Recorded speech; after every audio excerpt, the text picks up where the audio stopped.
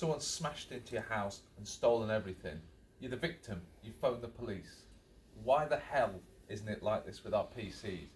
For whatever reason, it's our responsibility to detect our PCs. And I'm here to talk to you today about the difference between antivirus, and then EDR, MDR, and SOC. My God, we've got some acronyms to talk about.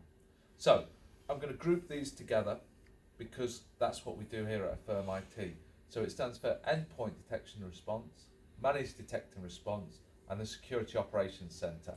So Security Operations Center, Managed Detection Response, is somebody who is looking after your machines. So someone who is proactively looking at your logs and alerts, whereas antivirus is a more standard signature-based thing.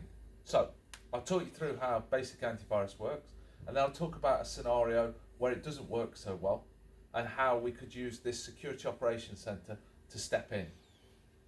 So somebody wants to get onto your PC, they want to breach it. You're thinking immediately they want to install a virus or something malicious, in which case antivirus will spot the signature of the file, will know that it's a virus because it's seen it 1,000 times before, and will block it point blank. Fantastic. Boom. Antivirus doing its job, and that's exactly what it's there to do. But what happens on the flip side if somebody knows you've got antivirus? So this time, instead of asking one of your users to install a virus, they ask them to install TeamViewer. Now, by installing TeamViewer, we've given the threat actor persistent access to your machine. Antivirus hasn't picked up on this because it's TeamViewer. Log me in, whichever program you want to choose, but it's not a malicious program. So whereas our Security Operations Center that are monitoring the event logs and monitoring the machine have got a little red flag against this machine, our antivirus is none the wiser. So what's step 2? Now that somebody's got onto our machine, they've got persistence because they've installed TeamViewer, they probably want to create a local account. So they use a command line, or maybe they go through normal computers to do this. Antivirus is not going to trigger because there's nothing wrong with creating a new account on the machine.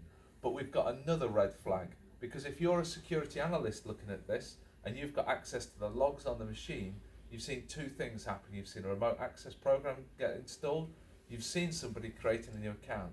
Why is somebody who works in accounts or works in the marketing department creating new accounts on their machine? So now, step 3, our persistent actor has got access to the machine, they've got their own local admin account, and they start installing some network scanners and some vulnerability scanners. Now these are commercial programs that anybody can buy, anybody can pick up. So the antivirus is not bothered, it's not monitoring this at all, because this is all acceptable behaviour. At this point though, as many times on a Sunday night about 11 PM I seem to get a phone call, this point is where our Security Operations Center kicks in, because now they've got 3 red flags. They've got 1, TeamViewer getting installed, 2, a new account created, 3, network scanners being installed. At this point, they may well isolate the machine, or they may well phone up your IT team to say, hey, we've got a problem.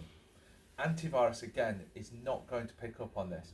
So that's the main difference, is that the Security Operations Center is looking for behaviours that, whilst they might be deemed acceptable and legal, look like somebody is trying to compromise our machine, and antivirus is generally purely looking for those signature-based viruses. And it may well do something like, if you open up a Word document, it might open it up in a sandbox and see if it's trying to run PowerShell and things in the background.